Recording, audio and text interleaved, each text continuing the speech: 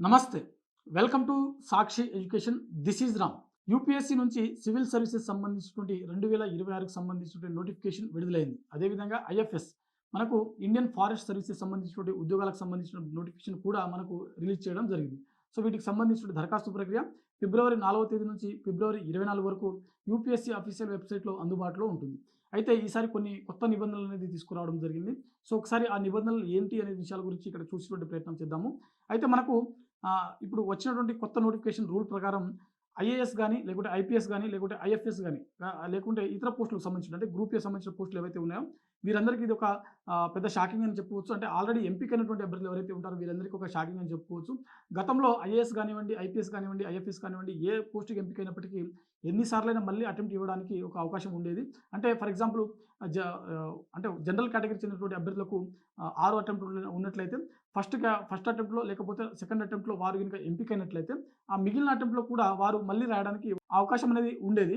కానీ ఈసారి మాత్రం ఆల్రెడీ ఒకసారి పోస్టులకు ఎంపికైనట్లయితే మళ్ళీ తిరిగి రాయడానికి అర్హత అనేది ఇక్కడ కొంతవరకు నిబంధనలు చేంజ్ చేయడం జరిగింది. సో ఇందులో మనం ఒకసారి చూసినట్లయితే ఐఏఎస్ కానివ్వండి, లేకపోతే ఐఎఫ్ఎస్ కానివ్వండి, ఈ ఇద్దరు అధికారులు ఎవరైతే ఉంటారో వీరు గనుక ఆల్రెడీ ఎంపికైనట్లయితే మళ్ళీ రాయడానికి వీరికి అర్హత అనేది ఉండదు.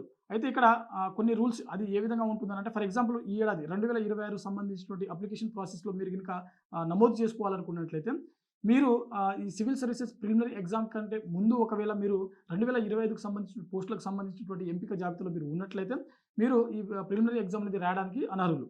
ఒకవేళ గనుక మీరు ఆ ప్రిలిమినరీ ఎగ్జామ్ అయిపోయిన తర్వాత అంటే ఐఏఎస్, ఐపీఎస్ సంబంధించినటువంటి అధికారులు ప్రిలిమినరీ ఎగ్జామ్ అయిపోయిన తర్వాత మీకు 2025కి సంబంధించినటువంటి ఎంపిక జాబితాలో మీరు ఎంపికైనట్లయితే అప్పుడు ఆ ప్రిలిమినరీ ఎగ్జామ్ తోటే మీకు అక్కడ 2026కి సంబంధించినటువంటి రిక్రూట్‌మెంట్ ప్రాసెస్‌లో మీకు అక్కడి వరకే మీ యొక్క అర్హత ఉంటుంది. ఆ తర్వాత 2026కి సంబంధించినటువంటి మెయిన్స్ ఎగ్జామ్స్ రాయడానికి మీకు అర్హత ఉండదు.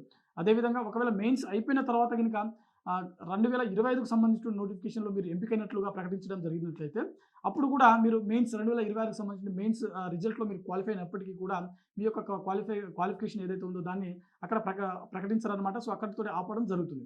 సో ఓవరాల్‌గా ఏందనంటే ముందు సంవత్సరంలో ఎంపికైనటువంటి అభ్యర్థులు ఎవరైతే ఉంటారో ఈ ఏడాది 2026 సంబంధించినటువంటి సివిల్ సర్వీసెస్ సంబంధించినటువంటి ఈ మెయిన్స్ కానివ్వండి, లేకపోతే తుది ఎంపికకు సంబంధించినటువంటి కానివ్వండి, దాంట్లో తిరిగి మళ్ళీ వారి యొక్క పేర్లు రావడానికి అవకాశం ఉండదు అని చెప్పి చాలా స్పష్టంగా యూపీఎస్సీ అనేది ప్రకటించడం జరిగింది.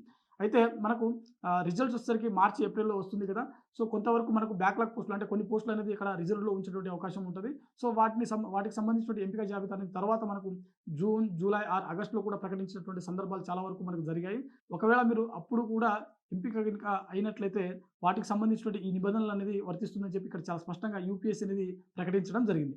అయితే ఐపీఎస్ సంబంధించినటువంటి ఒక నిబంధన ఒకవేళ మీరు గతంలో ఐపీఎస్ ఎప్పుడైనా కావచ్చు. అంటే 2025 కావచ్చు, అంతకు ముందు కావచ్చు, ఇంకెప్పుడైనా కావచ్చు. మీరు ఐపీఎస్‌గా ఎంపికైనట్లయితే ఇప్పుడు మీరు ఈ 2026కి సంబంధించినటువంటి ఈ అప్లికేషన్ ప్రాసెస్‌లో మీ ప్రియారిటీ ఏదైతే ఉందో దాంట్లో మీరు మళ్ళీ ఐపీఎస్ అనే కేటగిరీని ఎంపిక చేయడానికి ఒక అనర్హులనమాట. సో అంటే ఆల్రెడీ ఐపీఎస్ ఎంపికైనటువంటి అభ్యర్థులు తిరిగి మళ్ళీ ఐపీఎస్ ప్రియారిటీ ఇవ్వడానికి ఇక్కడ అర్హత లేదు అని చెప్పి చాలా స్పష్టంగా యూపీఎస్సీ అనేది ప్రకటించడం జరిగింది. ఓవరాల్‌గా మనకు ఐఏఎస్, ఐపీఎస్ అదేవిధంగా ఐఎఫ్ఎస్ సంబంధించినటువంటి కొన్ని నిబంధనలైతే మనకు ఇక్కడ చాలా స్పష్టంగా ఈసారి నోటిఫికేషన్‌లో మనకు యూపీఎస్సీ అనేది ప్రకటించడం జరిగింది.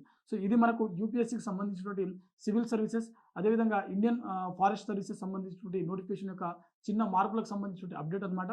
మరిన్ని జాబ్ అప్డేట్స్ కోసం చూస్తూనే ఉండండి Sakshi education. Thanks for watching. Thank you all.